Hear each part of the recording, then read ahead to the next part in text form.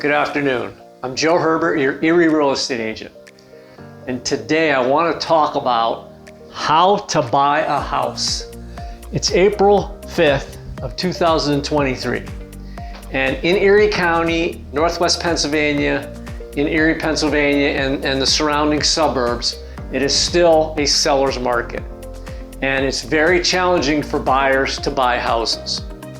So this video today is for home buyers. If you're a home buyer, this is some great advice. How to buy a house.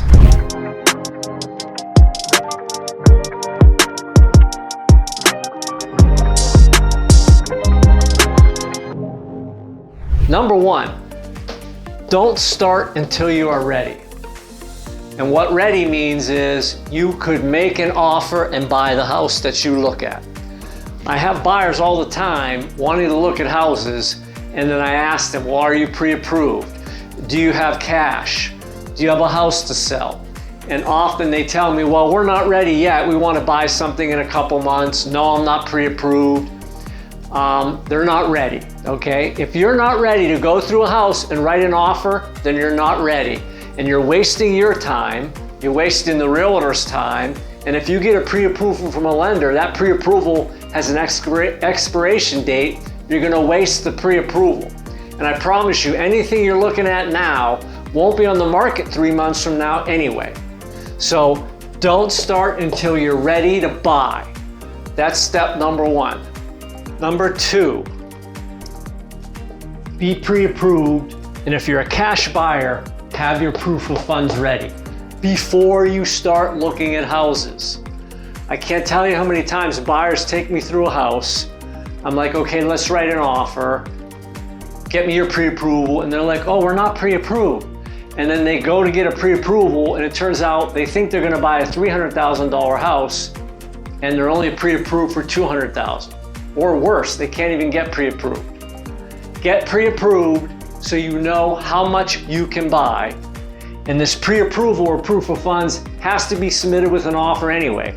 No listing agent is going to let their seller accept an offer on a house unless you can prove you can buy it. For proof of funds, you need a statement from the account where your money is. Whether it's a money market account, a 401k, a bank account, you need a statement. It needs to have your name on it and the name of the institution. You can white out the account number, and it needs to show the amount of money you have. Do not take a cell phone picture of the amount of money in your account and send that to your agent for proof of funds. Because if I'm the listing realtor, I'm going to come back to your agent and say, I want an account statement that has your name on it and the name of the institution. So have these in hand before you start shopping. Number three, work with one realtor. Sign their agency agreement, engage their services in writing, and commit to them. Because if you commit to them, they're gonna watch the market every day. And when you need to jump to get into a house, they're gonna jump. They're gonna put off their golf match or dinner with the in-laws to show you a house because they know they're getting paid. They know you have said, hey, you are my realtor. Work with one realtor if you want to increase your chances of buying a house. Very important. Number four, and this is important, the houses that show well, are in great locations, are in great condition, and are priced right. Today, again, April 5th of 2023, they're selling fast. You need to make it a priority. If you see something on joeherbertrealty.com or Zillow, or your realtor calls you with something that just came on the market, or you get an automatic email that your realtor has set up for you, that a house that matches your criteria has just come on the market, you need to jump. Put off your golf match. Put off dinner with the in-laws, okay? Get in the house ASAP. The houses that you want, I promise you, are selling fast. The ones that are setting for 1 and 2 and 3 months, nobody else wants them, and I know you won't. Make it a priority to get in the house when it comes on the market. It's super important. Okay, number five, be ready to write an offer. Again, the houses that just come on the market, the ones that I know you're gonna like, they're selling fast. You can't go to a house showing, look at the showing, and say, oh, I like it. this weekend my parents are going to be in town. I want to bring my parents through the house. Or I'm going to call my friend who's a contractor, and 3 days from now we'll come back and look at it. Or my spouse is out of town, but they'll be back this weekend and we'll come and look at it. The days of a second showing are over with. If a house has been sitting on the market for a month, 2 months, 3 months, fine. You can take your time, you can do a second showing. But the things that pop up on the market that are really good, and there's not a lot of them because we have a lack of inventory, those houses are selling right away.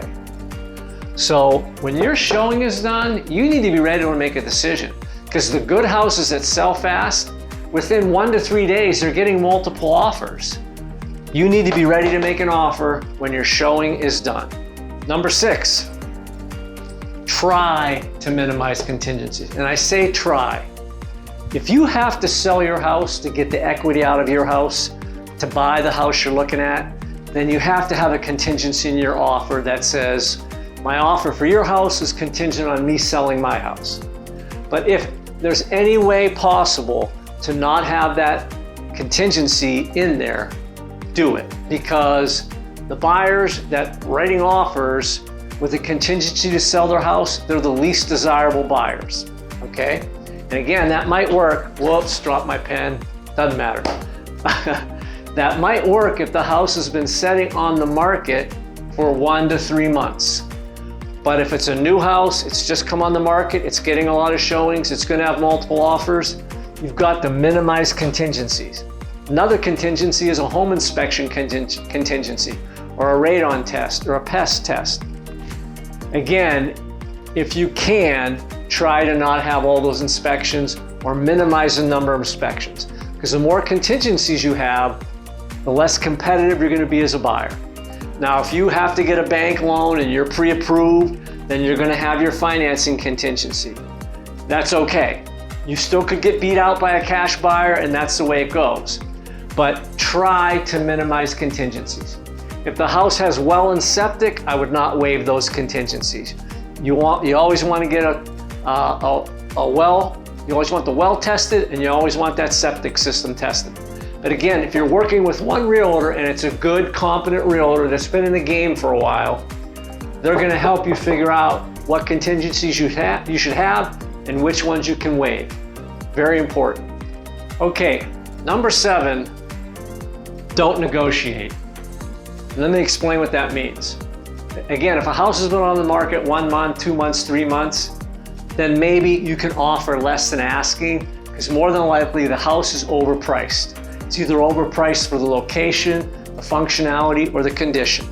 More than likely, it's overpriced and you can negotiate. But again, if it's a house that has just come on the market, it's a great house, you and your realtor are running to get in there, the listing realtor calls your realtor and says, hey, we got multiple offers, be ready to pay full price. Maybe even full price with an escalation clause that says, hey, we'll beat out any buyer by $1,000 up to a certain amount above the asking price. This is normal now. Again, the days of having second showings and trying to negotiate and get the seller to come down off of their price, for the good houses that I know you're gonna want, those days are over with. Get rid of that mindset. Before COVID came along, I can tell you, when I would tell a buyer to offer full price, they never wanted to do it. They thought I was out of my mind. Every buyer felt like they should get something off that price. Those days are over with. Have the mindset that you're willing to pay full price and maybe even more to get the best houses.